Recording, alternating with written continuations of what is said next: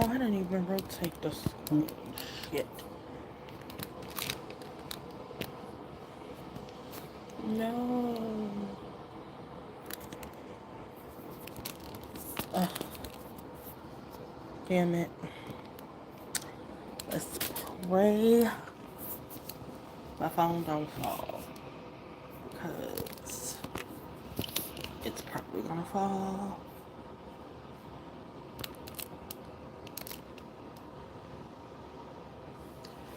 I pray everything good and holy. My baby don't fall on me. Stay put. Stay put. Oh, what is that?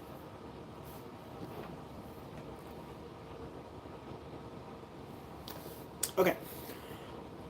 Hello, everybody. It's your girl Fresh, and I'm back with another video. Don't forget to comment, like, subscribe, hit the notification bell button so you never miss a video when I do upload. Don't forget to share my videos wherever, whoever, so they know you rocks with your girl. Of course, if you are new here, hi, hello, and welcome. I'm your girl Fresh. This is the Precious B channel. If you've been here before, what it do, baby boo. Let's look at that video. No, what the hell? Stop that.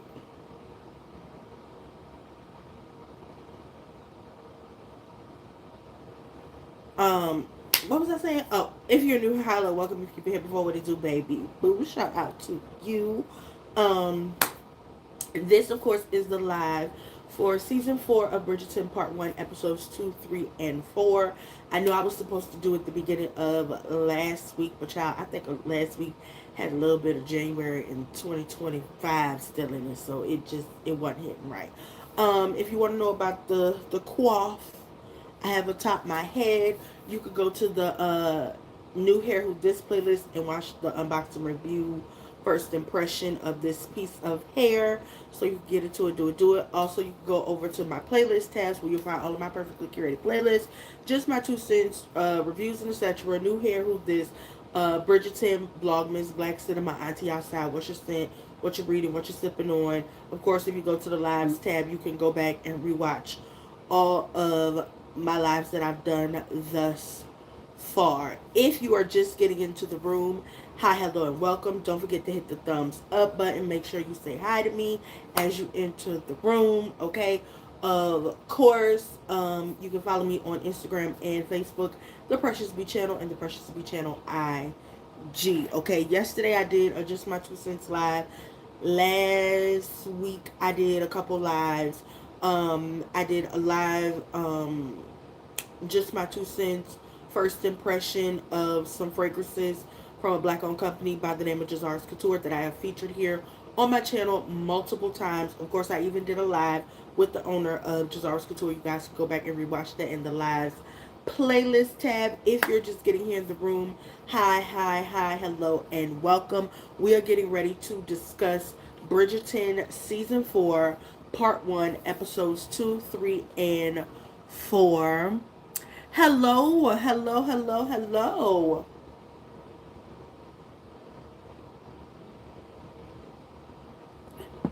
Hello and greetings. Okay, what time is it over there in India? Let me know, what's the time difference?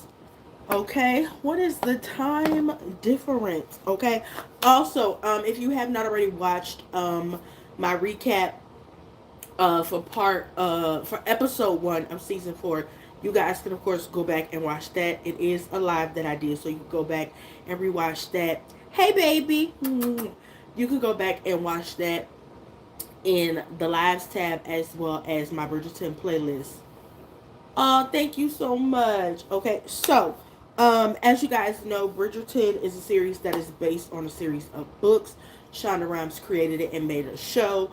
I of course didn't get into it until about season 2. But by the time season 3 came, I went and made sure that I read all of the books that is based on each sibling. So I actually read books 3, 4, 5, 6, and 7. I live in the United States. What else? So I of course did listen to a audiobook of the first book, which was based on season one. I'm currently listening to the audiobook of book two, which is season two is based on. Okay, so without further ado, you guys, we're gonna go ahead and get into this video. So as you guys know, episode one ended with us seeing Sophie back at the house, basically back to her regular everyday duties of being a maid. And of course, episode two, we open with us at the ball, and it kind of does like a rewind type situation where we actually get to see Sophie get ready for the ball, because we actually didn't get to see anybody get ready. Not the well, it was the ball for the masquerade ball. We just seen everybody putting the mask on their face, so we actually did get to see Sophie get dressed. We got to see the dynamics between her, her evil stepmother, Lady Penwood, her evil stepsister, Rosamond, and of course, Posey. Of course, her relationship with her fellow co-workers. I do not remember the name of the lady who was, I guess you could say, like the head maid. I don't remember her name, but I do know there was Elfie, and I love the way he kept saying Sophie, Sophie, Sophie, Sophie back. Okay, but we got to see Sophie, you know, basically being Cinderella, if you will, and how, you know, it was like, oh, Sophie, my mask didn't, I lost my mask, or that wasn't the mask I wanted, or make sure you clean our shoes, and hi, hello, how are you, and make sure that our beds are turned down, and you done got our hairbrushes and our shoes and all our clothes together. And so Sophie was like, they're not even gonna appreciate all the goodness of the ball. So Alfie and the other lady helped Sophie get ready for the ball. And, you know, if you read the book, you know, it was her aunt's dress and things of that nature. They got the gloves. And of course, she wore Araminta, Lady Penwood's shoes down there to the, hello, and genetics.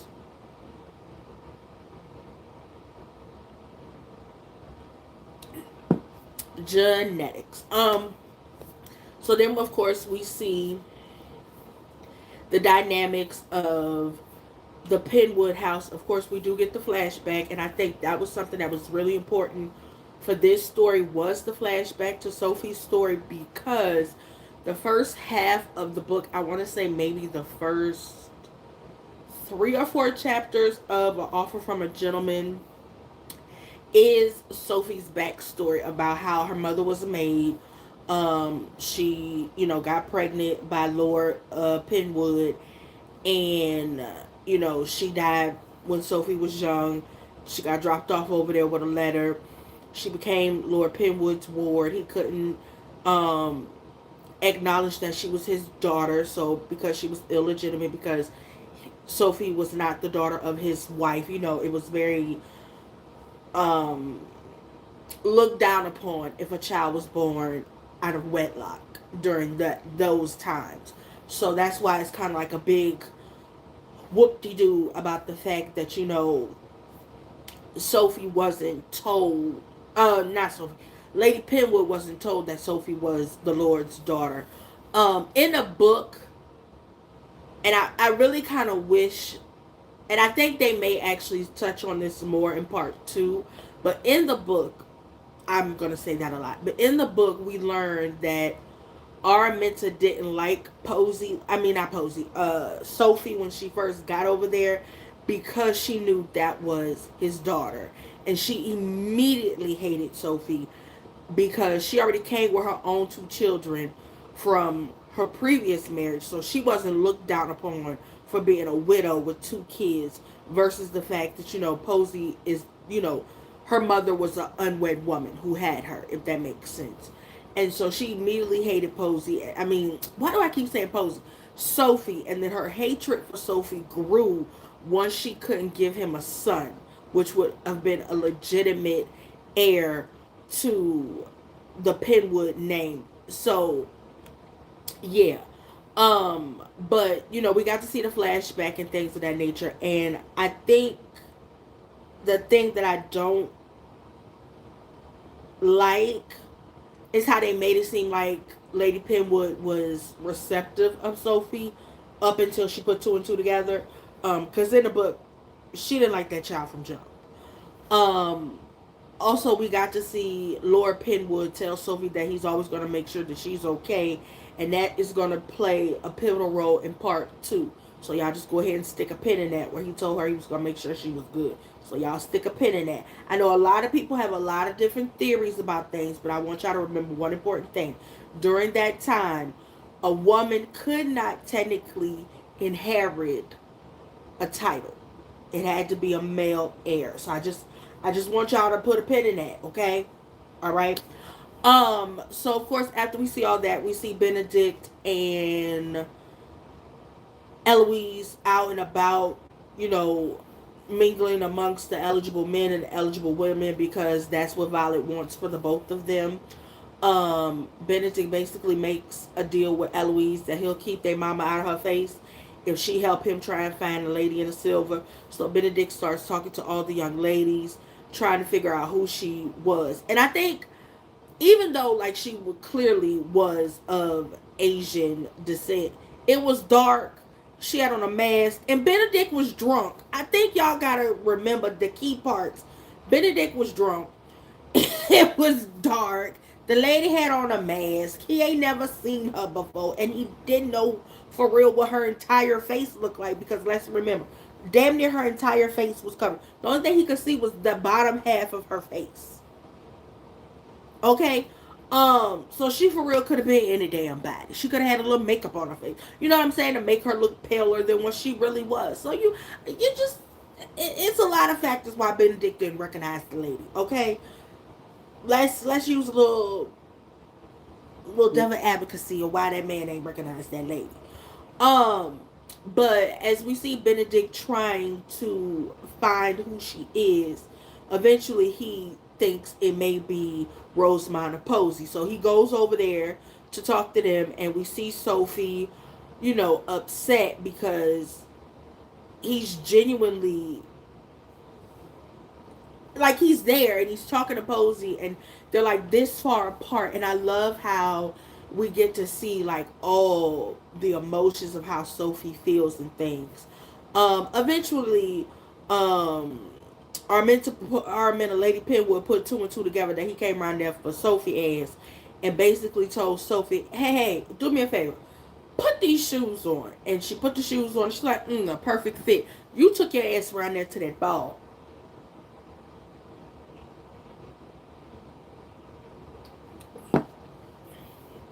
You better remember your place. And something was like, for all the black people, look here, let's be clear. This is my daddy house. And she was like, don't say that. Do not call him your father. Like, girl, what the fuck is she supposed to call him? Because that's who he is. That's her daddy. Regardless of whether or not he could claim her in the public or not, that's still her daddy, bitch. So she basically put Sophie ass out. Everybody, that's a part of the staff. She tell everybody bye. Elfie and the other lady apologized to her. Posey, who was the only person that was ever nice to her, handed her the shoe clips and told her, look, don't open this shit till you get up out of here. And so she leaves. She goes to the people. We find out the little shoe clips ain't worth the damn. I don't know if they changed it in the show from the book, because I am going to talk about the book a lot. And this is episode 2, which is called Time Transfixed It. Now, I don't know if they time jump a year or two ahead, or this is a couple months. I do not know. I feel they may have time jump maybe a couple months, like, because I believe the what is it, the season takes place over, I want to say, 6 to 8 months time span. So I'm thinking it's maybe like a couple months between the masquerade ball and when Sophie comes to work at Bridgerton House, versus how in the book it was a 2-year time jumps. Because I feel like with Bridgerton, they don't do the time jumps, the show at least, they don't do the time jumps correctly when it equates to the book, if that makes sense. So of course, we see Sophie out and about trying to live her best, not live her best life, but she basically trying to find her own. And we see her on the mail truck or cart or whatever, and she go out to the country. And then episode we get to episode 3. Oh, and we also see I think in episode 2 or 3 where Violet and Laura Anderson are talking about. Oh, in episode 2, I gotta go back and talk. Episode 2, Queen Charlotte and Lady Danbury, they were having conversations about Lady Danbury wanting to leave, and Queen Charlotte basically apologized to her and basically said, "Girl, don't leave me here all by myself. Because if that man die, who am I gonna have? It's just gonna be me right here, me and Brimsley, child." And Brimsley don't know, cause Brimsley had to go over there and tell Lady Danbury, "Hey, friend, that lady be wanting me to gossip with her. I don't know how to gossip with her, baby.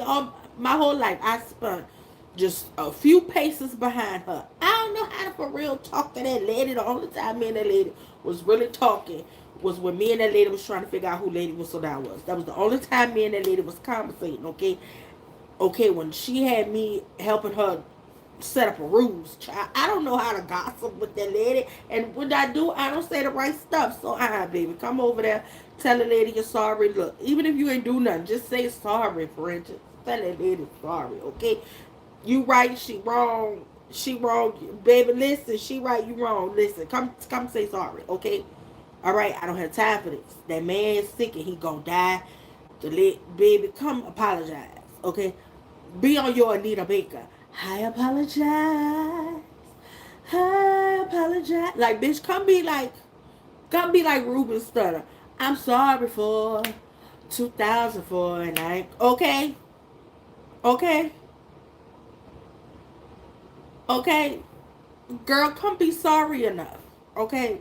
So we can get this shit together, okay? Maisha had to release one of the ladies' maid because that lady was over there having relations with a man I don't think was her husband. So Queen Charlotte told that whole sorrow's prayers. She was dismissed. Your services are no longer needed, okay? Um, what else happened?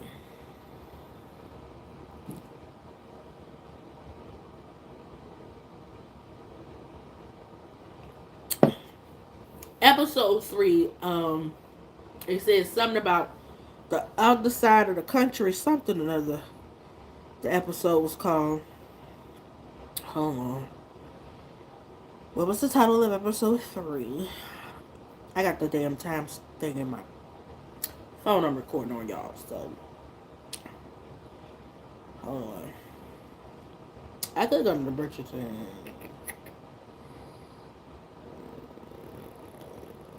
Hold on. Because I need. Now, why you didn't type the full word?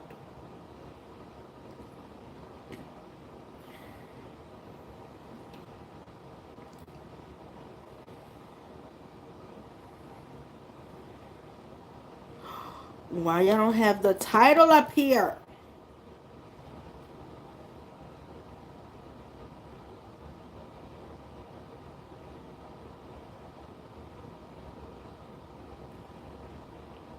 It pissing me off by not having the title up here. Because why would y'all do this to me?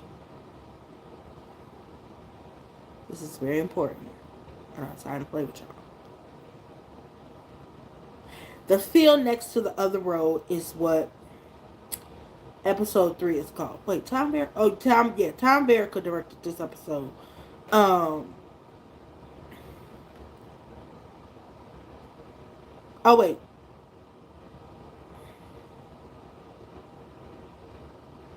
Okay, so even in episode 2, we gotta go back to episode 2. So episode 2, because I wasn't done. So episode 2, we get to Benedict out there in the country getting drunk as a skunk. Don't get me started, okay? He got that gin in his system, okay? He wasn't trying to make nobody his next victim, okay? Benedict was just trying to not put up with the fact that he out here looking for a heifer he can't find, okay? So he was out there at the calendar house, and, you know, he get ready to leave after this man told him he had a mistress or whatnot. Benedict was going to take his ass over there to my cottage and go lay it down. And as he was leaving, he heard Cavender and his homeboys trying to assault the maid. But Sophie came outside and doused that ass in some water, and they tried to assault her. And Benedict ran over there. Baba! Okay, it was out there. putting work in on calendar. He told him, you better learn how to respect a lady. Don't you do that shit no more. You better apologize. One thing about them Bridgerton boys, they gonna put hands on somebody. They not afraid to fight. I think the only one that ain't got to fighting for real is Colin. I feel like in Colin's season, we didn't really, did we see Colin fight somebody? No, Colin ain't get to fight with nobody. But Anthony and Benedict, oh baby, they gonna put hands on you. And so that just lets me know. But that also kind of goes along with Colin's personality if you read Eloise's book.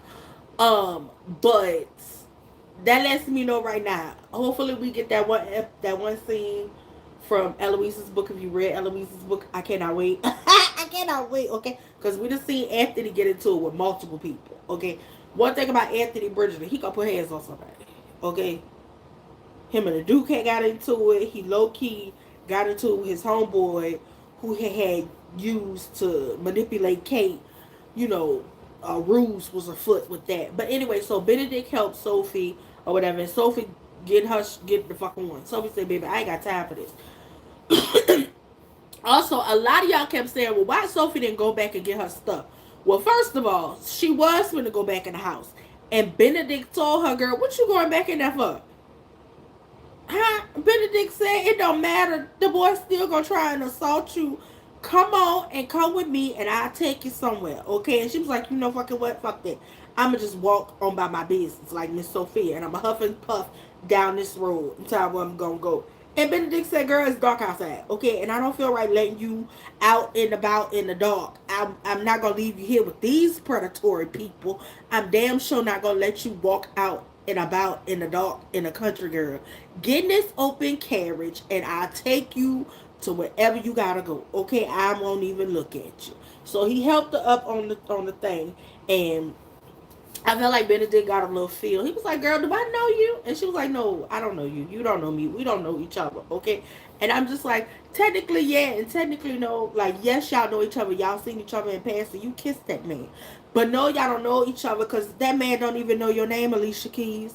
And I swear it, baby, you don't know mine. I hope that is a part of, I think they already gave us the playlist of the season. But y'all need to find some way to put Alicia Keys. You don't know my name. I swear. It feels like, oh, you don't, like some kind of way y'all need to call Alicia Keys so we could get another little acoustic version of a song from her. And I felt like that would have been a perfect song for this season. Shauna and them Netflix, y'all missed a very beautiful mark to have Alicia Keys do a nice little medley with You Don't Know My Name for this season. Because Benedict don't know that lady name. I mean, he know her name now, but he don't know her name in the aspect that she the lady he looking for. She is his silver ingenue. You feel me? But anyway, so Benedict take her around at my cottage. I love what they did where they flipped it. So in the book, Benedict winds up getting sick because of the rain or something, or he already had a head cold or some shit. But I like what they did for the show. They had it to when Benedict and the dude was fighting, the glass bottle that broke cut Benedict, and that's where his cut came from. Because the first time I watched the episode, I was like, how did Benedict get cut? What? But then when I watched it again, I noticed he fell on the bottle and cut himself. I was like, okay.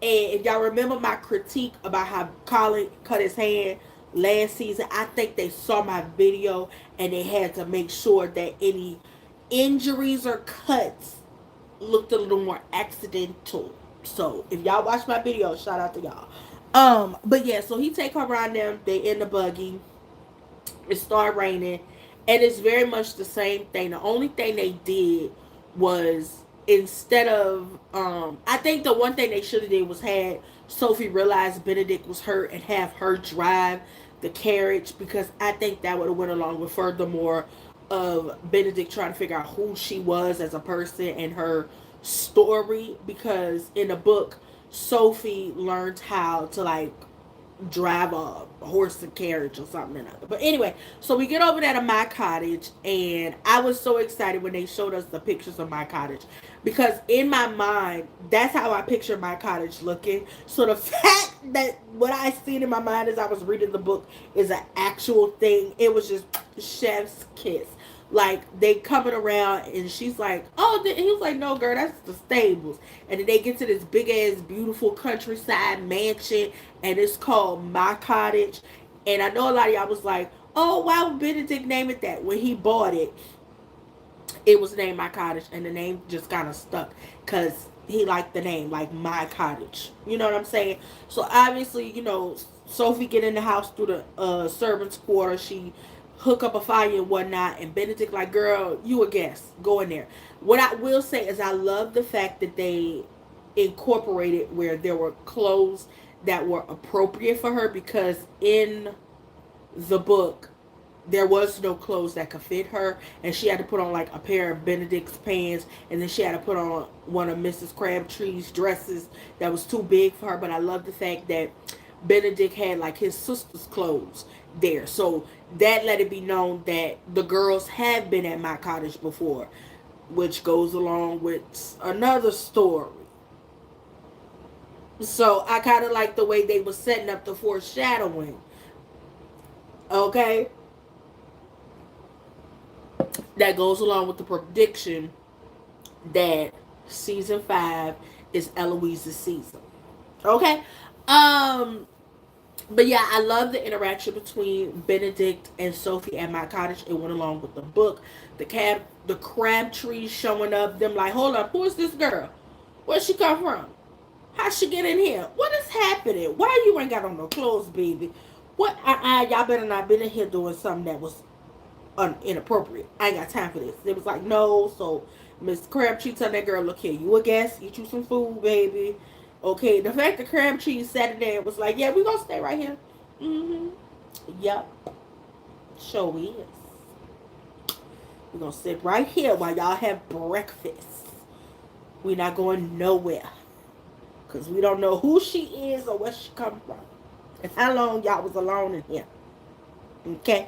But after that, I loved the whole vibe of My Cottage, them being together. And I think this honestly for me was the best couples arc, because they were actually just the two of them. The Crabtrees were actually there too, but I feel like we really got to see like their interactions and like them building the relationship, the foundation of their relationship outside of what we already saw from episode 1.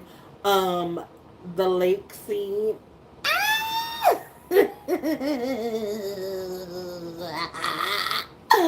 Cause oh my god, like seeing it live. Oh my god, listen, they did their big one, and I'm so glad they let Tom Verica direct this episode. Because if anybody else would have directed this episode, I think I would have been ready to fight. I really, truly, honestly do. Because this was the episode that was like the pivotal point for Sophie and Benedict in the book. Like their interaction with each other and the connection and the vibe they felt. What else? What else happened in episode 3?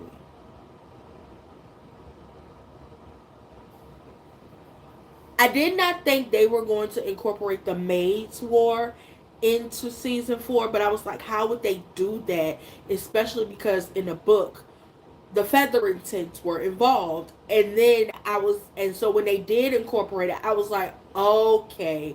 And I like the way they did it, where they had Varley basically like, listen, I got an offer for a job, bitch, and they offering me a nice penny. I'm just saying, what y'all finna do? Y'all finna give me a little coinage? What we finna do? So in Portia, and I was so happy to see what's her name? Philippa. I was so happy to see Philippa. Okay, I would have loved to. Excuse me. I would have loved to see Philippa's husband, but they didn't have him there. But and them basically telling Varley like, "Girl, you family." And so Varley was like, "Yeah, I know I'm family, but I still work for y'all, whatever." And so Portia played in her face. I think that might have been episode 4. I think it was in this episode, but Portia played in Varley's space because that lady has held her down. through helping her forge Georgia's signature season 1 to manipulate Marina.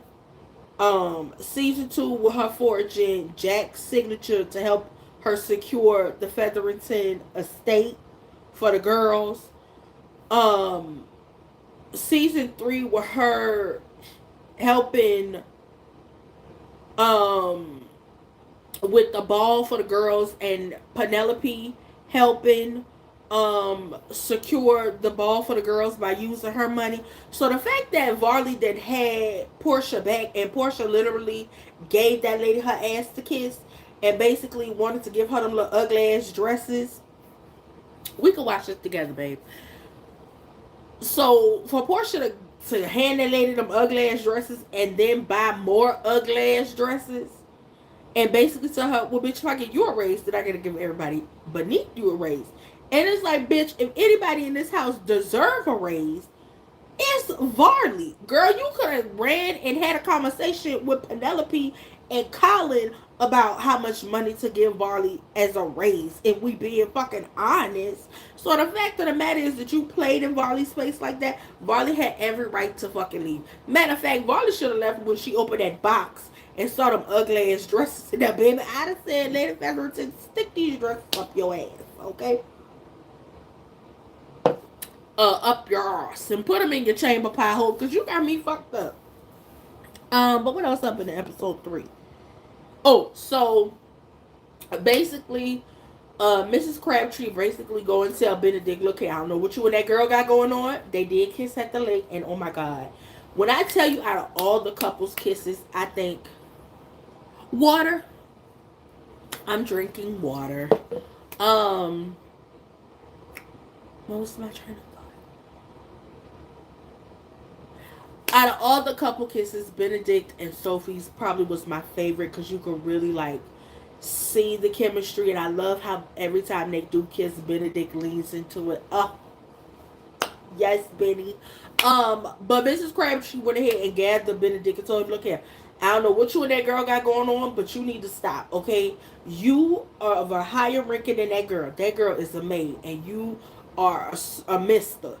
You come from a prestigious family. I need you to leave that goddamn girl alone, okay? Miss Crabtree went ahead and threw a wrench in that motherfucking situation right then and there. So Benedict started talking to her and was like, hey, friend, yeah, all right now. You be good, okay? I'm going to take you around there to London. I'm going to get you a job. And yeah. And so it was like, oh, okay. He told the lady, I regret kissing you and all type of shit. It's just like, you was a fucked up individual for saying some shit like that to me. Like, how fucking dare you? Just gonna tell the lady.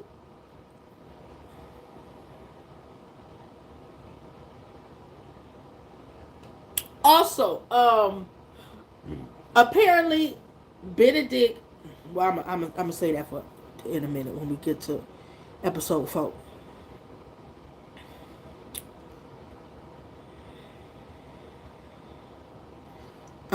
So episode 4, because that's what happened. So in episode 3, we get to all of that. Violet over there telling that man she want him to scramble her eggs, okay? She want that man to crack that back. She want Lord Anderson to knock the dust off that pussy, okay? Baby, Violet was in heat. Violet was in motherfucking heat. She went over there and told Lord Anderson his house, look here, I ain't been touched in a very long time, okay? And it's not that I don't want you to touch me. It's just I ain't been touched in a minute. The last time a man touched me was a man that I love very dearly, and we had all these children. And now I want you to touch me, but I'm scared to be touched because I ain't been touched in a minute. Okay? But that don't mean that I don't want you to touch me, because I do want you to touch me. That's basically what Bala was telling that man. And that man said, hey, look at friend. I'm going to take my time. Okay? Okay, it's all right, baby. I'm going to take my time, okay? And we going to... I just want...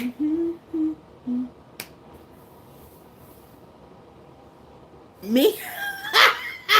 What sounds like me? What sounds like me? What? What part sounds like me?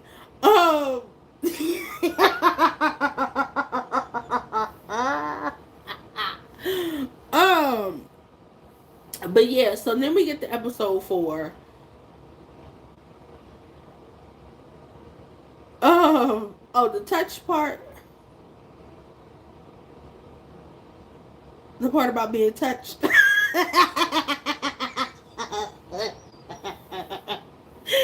Oh, okay. Um, okay.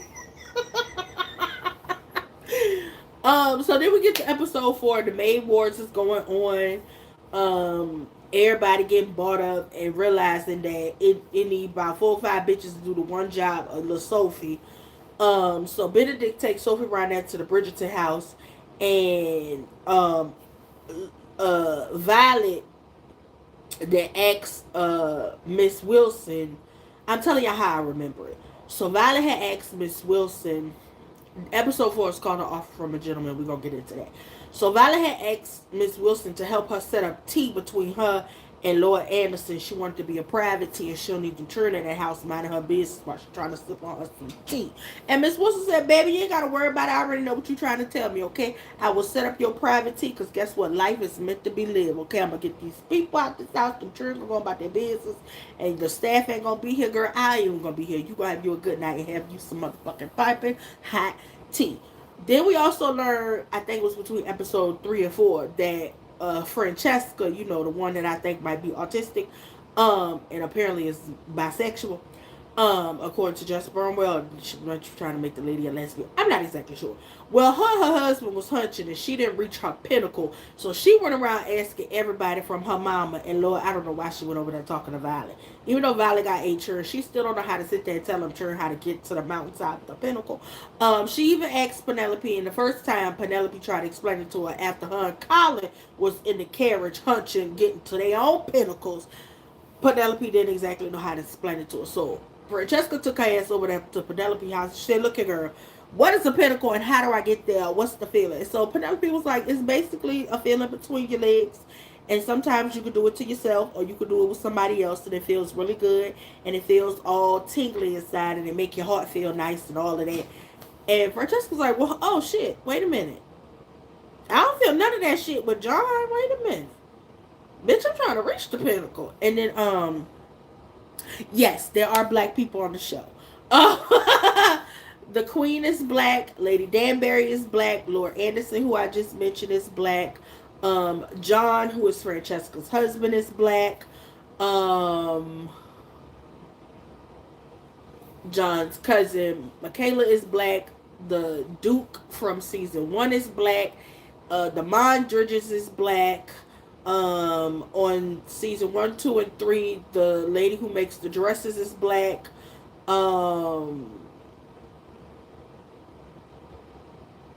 Yes, a lot of black people on the show. Like it's black people sprinkled all out throughout the show.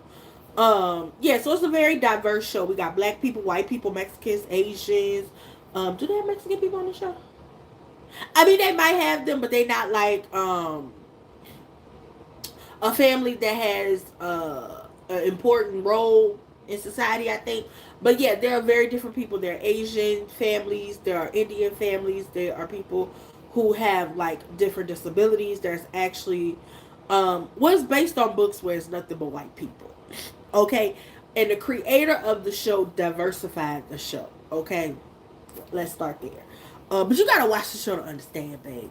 Um, but yeah, so Francesca was like, well, shit, I'm trying to get there. So then Eloise showed up and she's like, hey, y'all, what we doing? We having tea and shit.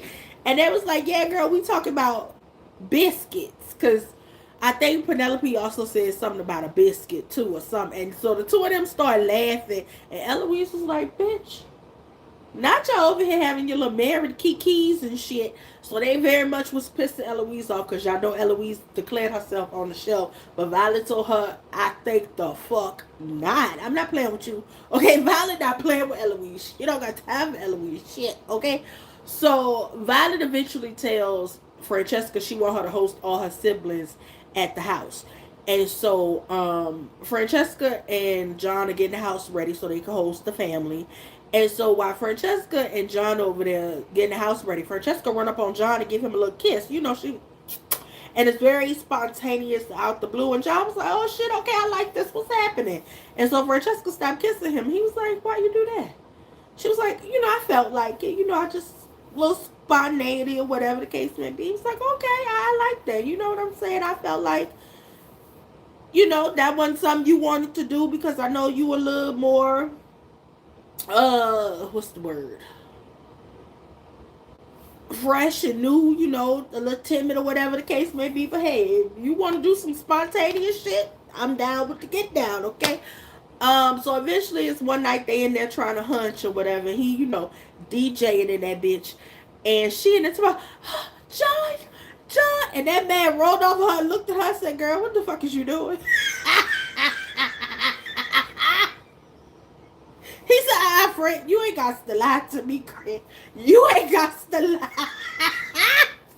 Bitch, that man looked at her like, bitch. Girl, stop that for somebody think I'm in here doing something.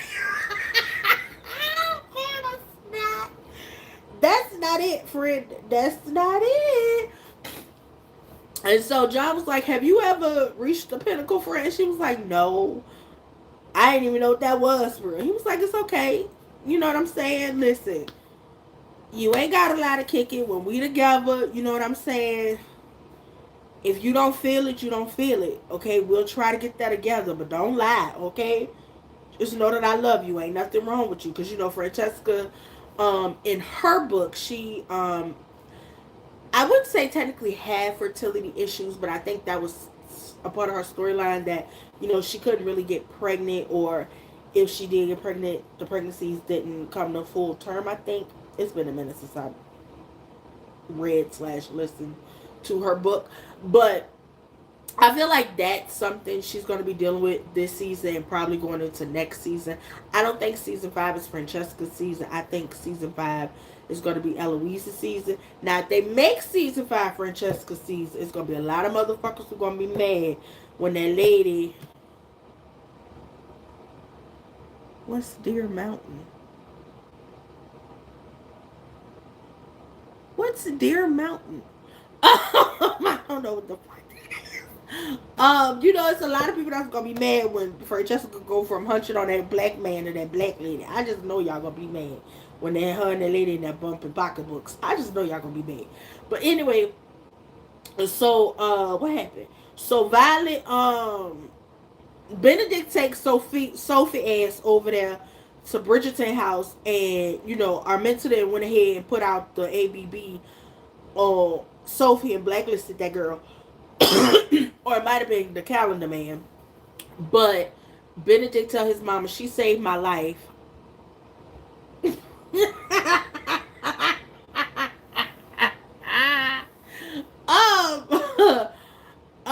Benedict.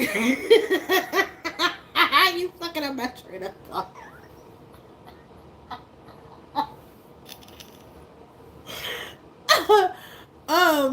Benedict told his mama, like, she saved my life, okay? So when they was like, we don't have a position for a regular maid, but you could be a ladies maid for Eloise and Hyacinth, because Eloise is still out as a debutante, even though this is her 3rd season, and Hyacinth is going to become a debutante soon, so you could be their ladies maid. So she get hired over that Bridgerton house, and of course we see her interactions and things like that when it comes to Benedict. Benedict, of course, starts telling his mama about how he feels about the lady in silver and things like that, and Violet cussed him out and was like, I don't know why you didn't come tell me about this at first. She said, first of all, I think this all might have happened when he took his ass over to the Penwood house. Anyway, after that, they was like, well, she was like, if you still want to look for the lady in silver, maybe she don't live, in society, and it's a new family or something or another that came back from the countryside or some shit. So the lady come over to the house. I don't remember her name. And Benedict and the lady is talking, and you can tell Benedict has a really good vibe for her. And so Sophie comes in there, and she serves them tea, and they were talking about French. And when they were back at my cottage, Sophie and Benedict were speaking French, and Sophie told Benedict his pronunciation of certain French words was wrong. Something about the way he moved his mouth or something. So he relayed that to the lady he was talking to down there at the house. And the lady said, well, whoever told you that is a fool. And they immediately pissed Benedict off because y'all know Benedict got a little soft spot for Sophie, child. So he ain't like none of that shit. So when Sophie came in there to serve them tea, I think that further pissed Benedict off because not only was this lady talking shit about Sophie, but now Sophie got to serve this bitch some tea after she was sitting there talking shit about her. So Benedict was like, no, I don't want no tea. And Sophie accidentally poured the tea before I think he could tell her no, and she burned his hand or whatever. He was like, damn it. And Violet was like, Benedict, language. So as Sophie tried to clean it up on the floor, he said, I said, leave it. And I was like, oh shit, wait a minute, why are you talking to her like that? But I also keep talking to her like that. Wait a minute, get a little forceful with me, sir. Hey, Benedict, listen, okay? So Sophie was looking at him the same way I was, like, hold up, why you talking to me like that? But he talking to me like that. That's the vibe I got from Sophie, bitch. That might have not been the intention, but bitch, that was the vibe I got. Stop. It's Benna, Benedict. Benedict. That's his name. So Violet, of course, peeped what the fuck was going on. Cause one thing about Violet Bridgerton, baby, she gonna peep it. Okay, she looked at Sophie, she looked at Benedict, and she was just, I was like, oh shit, I think Violet did put twos and twos together. Yes, like eggs Benedict, like that, yeah. Um, so after that, Benedict and Sophie got into an argument or something or another, and Sophie told him, "You was making me working over here difficult. Like I appreciate you for giving me a job over here at your mama house, and I really do like being over here. I like the staff. He even got a homegirl, Hazel, who the people was trying to assault first, a job over there at the house. So, she was like, I appreciate you getting me a job. I appreciate you getting Hazel a job. I really like being over here. And you being over here every day, all day, be fucking with my vibe. I can't concentrate and get my work done. So I'm going to need you to get the fuck on and go somewhere. And Benedict was like, all right, well, shit, I pack my shit and go. Mind you, this happened in the book. In the book, she told him, I need you to get the fuck on. I need you to get the fuck on. So Benedict packed his shit and left, and I'm just like, Benedict crazy as hell. But listen, he down bad for that girl. So after that, Violet have a conversation with Sophie to find out who her people is, which is very much what she did in the book. The difference is, the one thing they didn't do in the show that I kind of wish they would have incorporated was Sophie hanging out with the family. Like Sophie would hang out with Penelope and I don't know if they're gonna like incorporate it more when we get to part 2, but like in the book, and I think maybe because it's not like a smaller house, because in the book Lady Bridgerton moved out to like a house around the corner and down the street, but because they're still in Bridgerton house, I feel like they haven't had the chance to be in a smaller space or whatever. But I do feel like they should have had it where Sophie was like hanging out with the family, but I think that's something they're really going to incorporate in part 2. But her and Violet was getting to know each other, and Violet basically told Miss Wilson, like, I really like that girl. Like, I want to protect her. And I was like, okay, that's more foreshadowing for what we might get in part 2. And so, everybody over there at Francesca them house for the party. We see Colin, Penelope, they little baby. What's that baby name? Elliot. We see Eloise, Hyacinth. What's the little boy name? Gregory. We see all of them at the party, John and Francesca. And they was like, "What mom at?" And she was like, "Mama say she's sick." And then Gregory was like, "Well, maybe Benedict got the same thing Mama got." I said, "Yeah, they both hot in the ass." So we see Laura Anderson come over there to the house. Before that, we see Violet, in her mirror, checking out her body, trying to see if everything's still right and tight. You know what I'm saying? Because the man is going to see her naked. So then we fast forward to, I want to say, the night of the party. And Violet got on this cute little satin silk corset situational with a nice little robe or whatever. And so it's a knock at the door. And so she trying to pose and see how she going.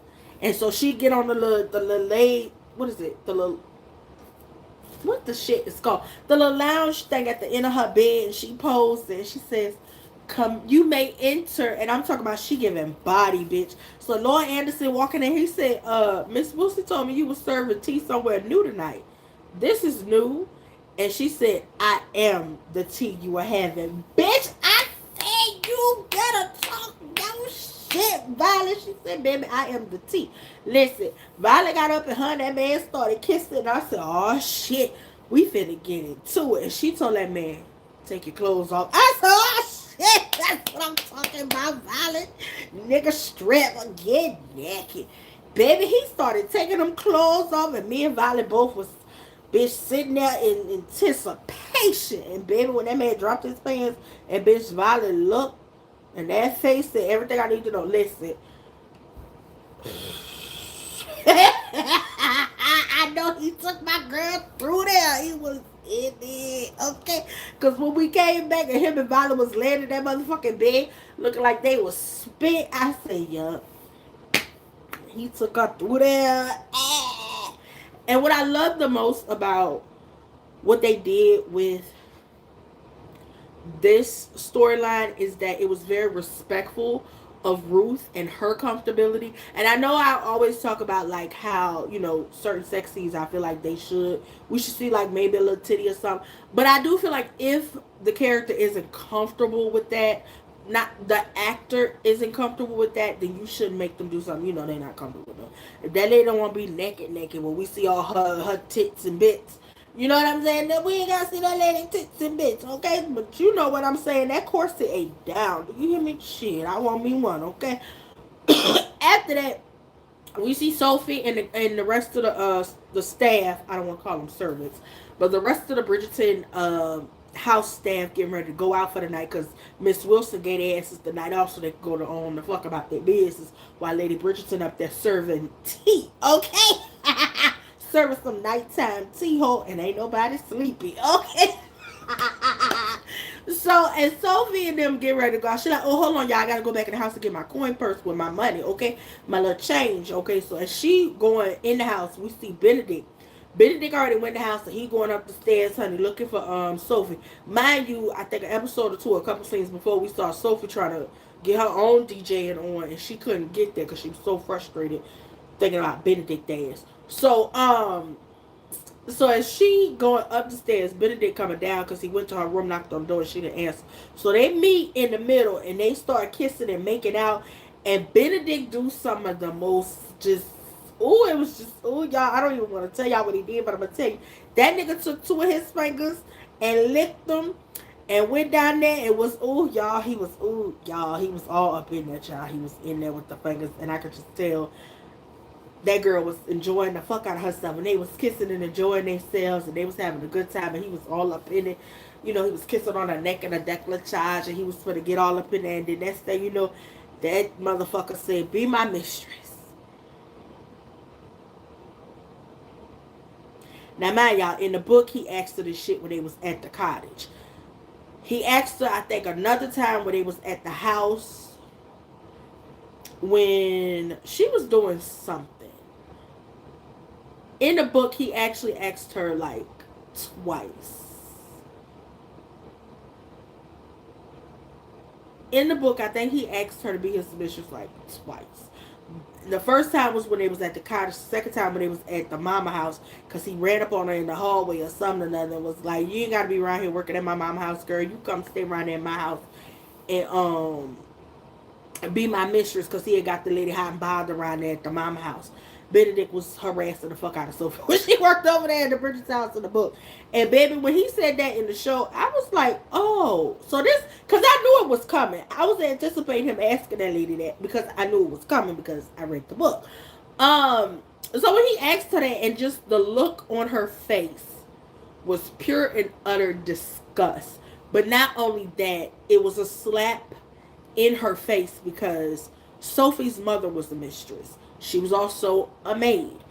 And to be, in that time, a man's mistress, to be kept a secret, the fact that you could get pregnant, and the man ain't for real gonna do for the baby for real. He ain't really gonna do for you. He ain't gonna claim y'all because he don't have no claim to y'all because, you know, y'all not legally married and family and all that shit. So that's why Sophie was really like hurt, upset, and she was just like disgusted. That lady walked and fixed her clothes and ran down them stairs. She didn't even think about no goddamn coin purse, okay? Because Benedict had all discombobulated on that stairwell when he started with them fingers and shit. So then the lady like, mm-mm. So Sophie went and took her ass outside.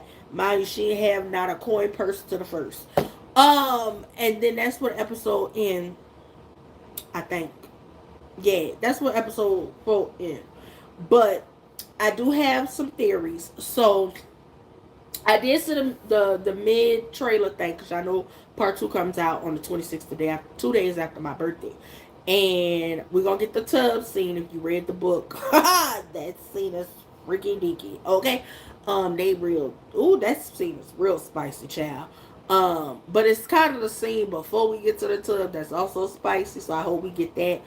Um, I feel like they're setting us up for season 5 to be Eloise's season, and the reason I say that is because my cottage isn't that far from where Sir Philip lives in the country.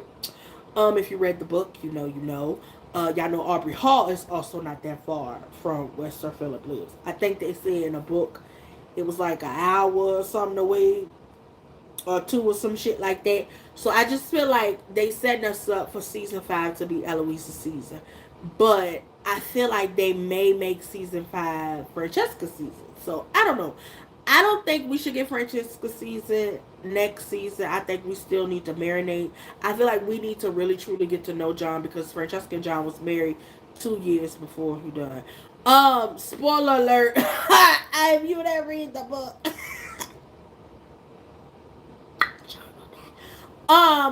But yeah, I feel like I really want season 5 to be Eloise's season. I really, truly, honestly do. And I think the reason that works is because, spoiler alert, y'all, but in the book,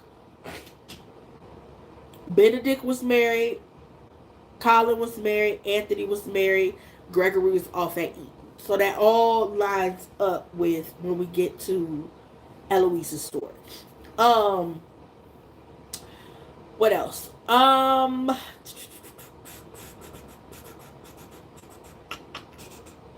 I feel like also the conversation that was had between Francesca and Penelope is also going to set up for another reason why I feel like Eloise is going to do what I feel like she's going to do, which is what happens, the very important part of her story, which is run off. Because, you know, outside of like when we got to her book, you know, her friend was married to her brother and all the other stuff she had going on, and I think they were still, no, they had already found out who Lady Whistledown was by that point.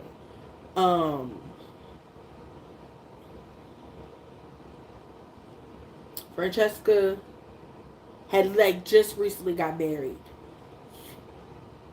She had got remarried. So I feel like by the time we get to Eloise's story, I feel like she should still feel like some type of, I feel like, what am I trying to say? Okay, I feel like when we get to Eloise's story, it's going to make sense why she's going to run off, because not only is her best friend married to her brother, but her brother, who she deemed her best friend, then goes and gets married. Right? So 2 of the people she's seen as her confidants are now married. 2 people who she felt like was on the same path of her of not being a part of the I want to get married brigade are now a part of that, and that kind of fucks up like her not wanting to be married. Like her don't want no parts of that shit. So I feel like that'll be another reason why she runs off. I don't know how they're going to incorporate Eloise's story into season 4. But I'm excited to see how they flow. I mean, they're already setting it up. I can say that we're already getting the bits and pieces of the setup. I just really want to see like how they're going to fully transition it to where by the end of season 4, we know season 5 is Eloise's story. I feel like if they do it the way they supposed to, we'll know for sure 100%, ain't no second guessing, that season 5 belongs to Eloise. If they deviate from any part of how it's supposed to go, I'm cussing everybody out. Um, the only thing I really want for part two is for us to get, spoiler alert, the jail scene. We got to get that. Now that Lady Penwood and them they moved next door and Varley the new housemaid, I feel like we got to get that because that's important to the story that that lady lived directly next door. Um, so we got to get that story. I feel like the story they setting up with the Mondridges or Lady Mondridge, Mrs. Mondridge, what they call Alice Child, I'm not sure. But the way they set up her story is so that she'll have more influence in the ton because Lady Danbury is that girl because of her influence and association to the Queen. And I feel like even though what Lady Danbury did to Mrs. Mondridge was shady as fuck, um, with her basically like, come on girl, come over here and chill with the Queen. And that lady was like, girl, I don't want to chill with the Queen. Leave me alone. And Will ass was like, I mean, what's wrong with that? I feel like it'll give them better proximity to the ton and give them a little more respectability. And I feel like that's the reason why the Mondridge story has been um in the forefront like it has been, because I feel like they're trying to build a better, what's the word, status for the Mondridges in the ton. um I hope they're not trying to get rid of Lady Danbury, but I feel like if they doing what I hope they doing, they're trying to set it up for the most important story that she's a part of, which is Hyacinth's story. Okay, because we need the we need that. I need Hyacinth's story. I don't know if we're gonna get Hyacinth and Gregory's stories. I pray we do.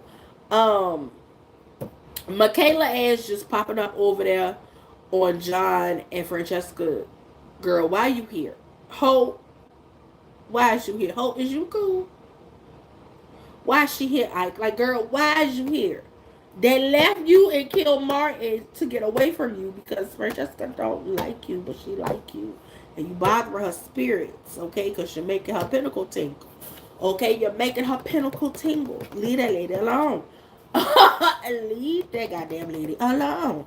Um, Hopefully we'll get to see more interactions between Francesca and Michaela in part two, so we can actually verify if the way they interact with each other signifies that there is something.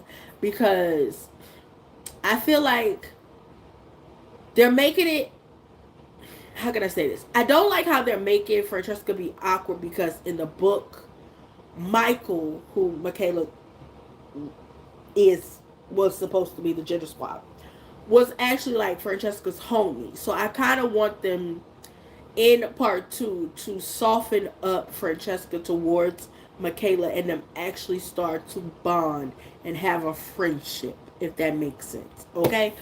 Um but yeah, y'all, that's kind of it as far as season 4, part 1, episodes 2, 3, and 4 of Bridgerton. I'm excited. I could say part 1 was very book content. I love all of the flashbacks. I loved every bit of that, from little Sophie to when Sophie found, her dad died, and that lady told her she was gonna be a maid, and she was doing this to protect her, and told that lady her dad didn't leave her nothing in the will. Now, mind you, if you read the book, spoiler alert, but the man actually did leave the girl a dowry and was paying the lady to keep the girl. And so she decided not to get a girl a dowry. And I think she used Sophie dowry for, what's that heifer name, Rosamond. And she was spending the money she was getting for to keep Sophie. So I don't even know.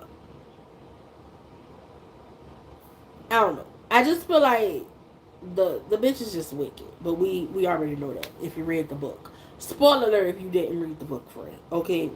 Spoiler alert. Y'all could probably find the audiobook somewhere on the YouTube channel. Just type in Bridgerton audiobook. You got to get to it before they start taking them down, because they do be deactivating them accounts. Um, them channels and whatnot. But what else? Oh, I don't know who they gonna try and kill off this season, but bitch, if it's Queen Charlotte, knuck if you buck.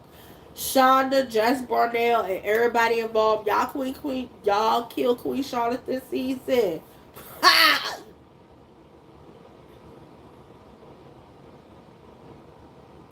I'm cussing everybody out. So do not play with Queen Charlotte. Y'all need to go ahead and reverse it. I know technically in real life Queen Charlotte died before King George, but I need y'all to go ahead and write it where King George finally died. Fuck it. That might not be accurate, but y'all can go ahead and kill George and leave Charlotte where the fuck she at. Okay, don't y'all kill Charlotte. Don't fucking do it.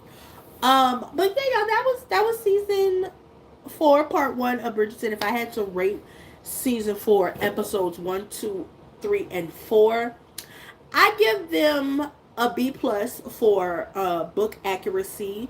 Um, I love the story. I love everything that they did. I feel like we were. I feel like some parts they rushed a little bit, just a teeny bit. I do feel like we're still rushing through and not letting it flow. I feel like the only episodes where everything truly flowed is the episodes Tom Verica directed. No shade. No shade. But episodes 1 and 3, which was directed by Tom Verica, were the only episodes I felt like had a nice flow to them. I feel like this gonna sound bad, but if Tom Verica don't direct all the episodes, why are these people here? I ain't no shade to y'all. I'm just saying. So yeah, I think Tom Verica directs another episode in part 2. I could be wrong, but we'll see. I think he only did episodes 1 and 3. And I think somebody else had like 2 episodes summing up. But either way, y'all, I'm excited for part 2 to see what they do, how they incorporate uh the rest of Offer from a Gentleman, the book, into the show. I can honestly say this. They did the book justice. I will say that so far they have done the book justice, especially the fact that they gave us the flashback, which correlated to the beginning of the book, which was Sophie's backstory. So that part is where they get the plus from. But yeah, y'all, that was kind of it. That was kind of all. If you have never watched Bridgerton, please start with season 1. You can also watch the spin-off series Queen Charlotte. I did do like a quick little review on that when that came out. It's somewhere on here. I think I put it in my Bridgerton playlist. You can look for it. What else? Yeah, I'm excited to see what they're gonna do with part 2. I can't wait to see who's gonna be season 5. Fingers crossed that it's Eloise. But if it's Francesca, I ain't gonna really have no beef. I'm just gonna have thoughts, feels, and opinions on how I think it should go down. Um, but yeah, I can't wait to see what they're gonna do with the rest of the season.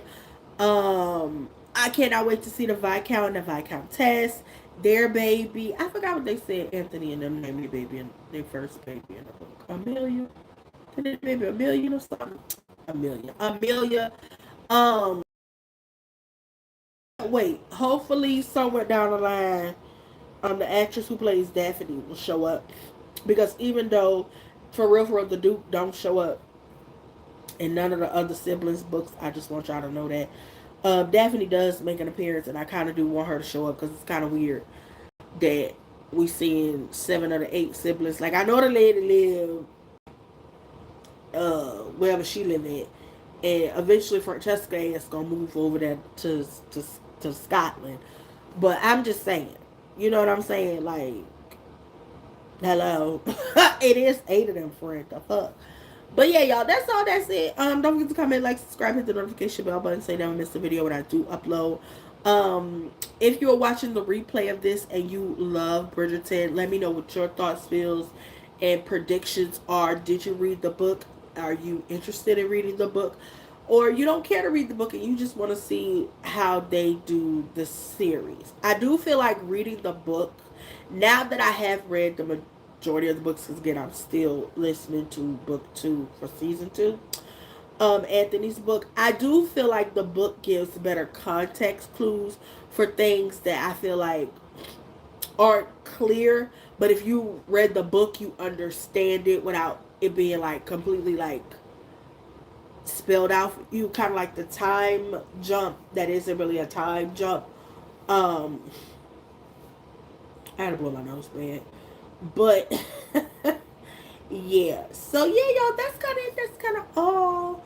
I just wanted to come and do this because I feel like we was gonna talk about it, and I was excited to talk about it. And I could not come talk about it with y'all like rude. The way we was cutting up for season 3, I could not leave season 4 hanging like that. But again, I am gonna put this in the Bridgerton playlist so you guys can go back and re-watch it. Um, my recap and review for episode 1 is already up. This is for episodes 2, 3, and 4. When episodes 5, 6, 7, and 8 come out, we are going to talk about it and we are going to go live. So be back probably the 28th. I might go live, or I may go live. What's that Tuesday? The 3rd of March. So either the 28th of February or the 3rd of March, I'll be live to talk about season 4, part 2, episodes 4, 5, 6, 7, and 8. Okay? Or I might do episodes 4, 5. I mean, 5, 6, 7, 8. Because it's 4 episodes. And yes. So yeah, 5, 6, 7, 8. Just 4 more episodes, shout. Yeah, y'all. So that's all. That's it. Again, don't forget to comment, like, what? Don't forget to comment, like, subscribe, hit the notification bell button so you never miss a video when I do upload, and don't forget to share my videos wherever with whoever so they know you rocks with your girl. I'm your girl Precious. This is the Precious B channel. I love each and every one of you. Thank y'all for coming over here and supporting my channel. The love does not go unnoticed. I love you all. Happy February. Happy Black History Month. Happy birthday to any and everybody who's celebrating their birthday this week. Happy birthday month to you. Happy birthday week to you. Okay, and to all everybody that's going to be celebrating Valentine's Day, or as I like to call it, 10 days before my birthday. Happy Valentine's Day and birthday to you. We are exactly 2 weeks away from my birthday from today. Exactly 2 weeks from today will be my birthday. My birthday. I, of course, will go live on my birthday, and we'll talk about some, child. We'll find something to talk about on my birthday. Yeah, I do have plans to go smell the Bridgerton perfumes. They also have a collaboration with, what's the damn company called? Floral Street or something. I seen they have a thing called Wisteria or something another. So I'm gonna try and get like a travel size of that, and like the travel size of the 3 Bridgerton perfumes they got. It's down there at the altar, and then I'll come and give you guys a review on that. Okay, all right, that's all. That's it, because they doing 2 things I love: perfume and Bridgerton. I have not watched anybody's reviews that they've done on it, simply because everybody's doing reviews on the fact that it's perfume, and because I like Bridgerton, I want to do it for the aspect of somebody who loves perfumes and Bridgerton. You know what I'm saying? So that way I can see what character correlates with what fragrance or what scent, if that makes sense. Okay?